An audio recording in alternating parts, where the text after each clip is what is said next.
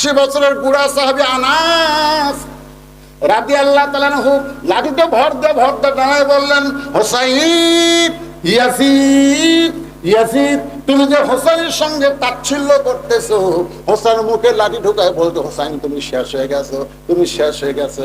Yazid রে, তুমি Yazid হোসাইনকে চিনো না, তুমি ইয়াজিদ হোসাইনকে চিনো না। যদি চিনতে তাহলে এইরকম বেয়াদবি করতে পারতে না। কারণ আনাস একাধারে 10 বছর রাসূলের খাদেম ছিলাম। কয় বছর? কথা কয় না কেন?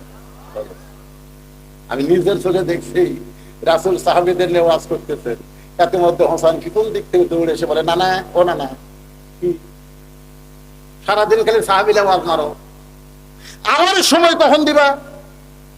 আবু বকর রাদিয়াল্লাহু বলতেছে, হুযায়ফা যা হোসেনকে আটকায় দে। এই সময় নবী এত দামি কথা বলতেছে,